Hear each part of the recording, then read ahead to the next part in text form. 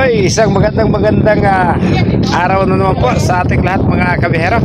So, alas 9 ng gabi, tayo po muling dumayo upang sumubok po na sumama sa nangingilaw ng mga huli po ng mga laman dagat mga kabihero.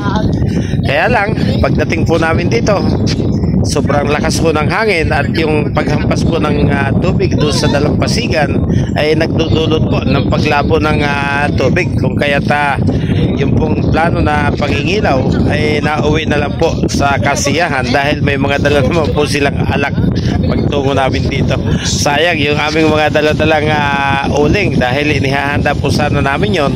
Baka sakaling may mahuhuli, libre na po yung kanilang mapupulutan mga kabiyahero. Pero naghihintay-hintay po tayo ng oras at baka sakaling mayroon pong mga lokal na mangingisda na dumaong sa gilid po ng dagat, yun po yung kanilang aabangan para may mapagamitan naman po yung uling na dala-dala namin mga kabiyahero. So ito po yung lugar kung saan tayo naroon ngayong gabi. Pasensya na lang po at napakalakas po ng hangin. Bagakay Coastal Road, ito daw po ay isang protection project dito sa kahabaan ng Coastal Road ng Legazpi City.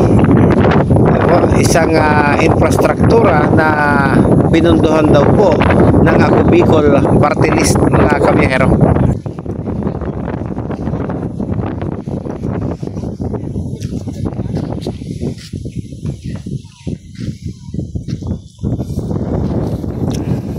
So ang lugar po na ito ay hindi lamang isang pamproteksyon sa malalakas na alon, naging regular na rin po itong pasyalan ng mga taga rito kung gusto pong mag-unwind at magpahangin-pahangin. Napakaganda po ng klima sa baybaying dagat na ito ng Bagakay mga kabihero.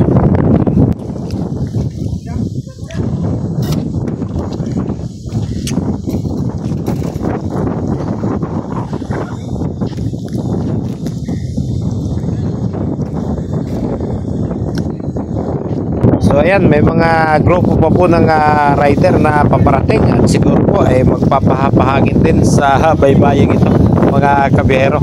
Nadagdagan na naman po tayo.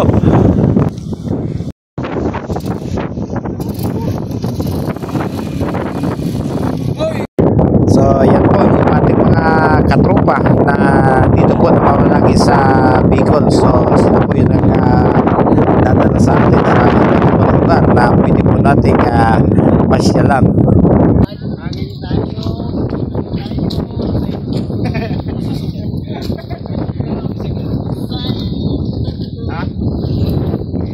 Motor mo kasi bagay dyan po.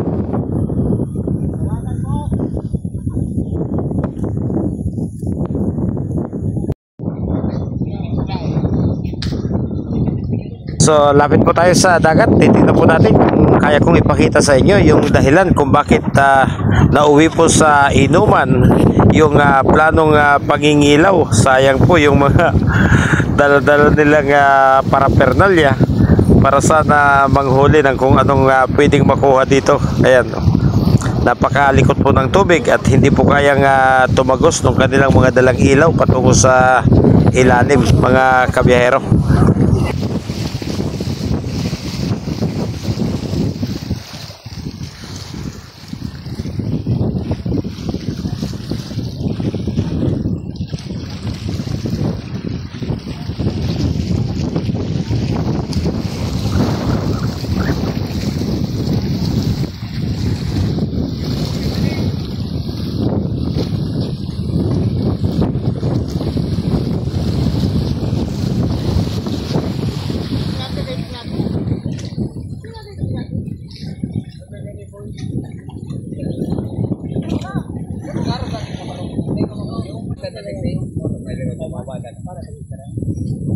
So, okay mga kabihero, wala po tayong ganong mapakikitang adventure ngayong gabi. Maliban po dito sa naging umpukan na lang po yung decision na ipanghuhuli ng kung ano yung pwedeng mapulutan sa dagat, mga kabihero.